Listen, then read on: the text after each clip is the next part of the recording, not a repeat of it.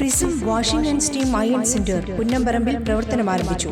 Thekkumkara panchayat president T V Sunilkumar ഉദ്ഘാടനം ചെയ്തു. നൂതന സാങ്കേതിക വിദ്യ ഉപയോഗിച്ച് വസ്ത്രങ്ങൾ വാഷിംഗ്, അയണിംഗ് എന്നിവ ചെയ്തു കൊടുക്കുന്ന യൂണിറ്റാണ് പ്രവർത്തനം ആരംഭിച്ചിട്ടുള്ളത്. പുന്നമ്പറമ്പ് സെന്ററിലുള്ള കളക്ഷൻ സെന്ററിൽ വസ്ത്രങ്ങൾ സ്വീകരിക്കും. ഉപഭോക്താക്കളുടെ സൗകര്യം കണക്കിലെടുത്ത് വടക്കാഞ്ചേരി ടൗണിലുള്ള അഷ്ടപതി കോംപ്ലക്സിൽ കളക്ഷൻ സെന്റർ ഉടൻ പ്രവർത്തനം ആരംഭിക്കും.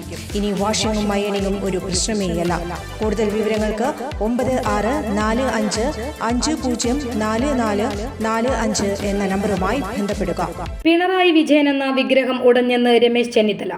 ഭൂരിപക്ഷ പ്രീണനത്തിനുള്ള ശ്രമമാണ് പിണറായി നടത്തിയതെന്ന് രമേശ് ചെന്നിത്തല വിമർശിച്ചു.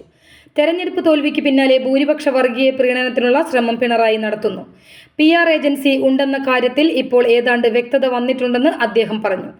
ആരാണ് ഈ PR ഏജൻസിയെന്നും മുഖ്യമന്ത്രി ഈ വിഷയത്തിൽ പ്രതികരിക്കാൻ തയ്യാറാകണമെന്നും രമേശ് ചെന്നിത്തല ആവശ്യപ്പെട്ടു.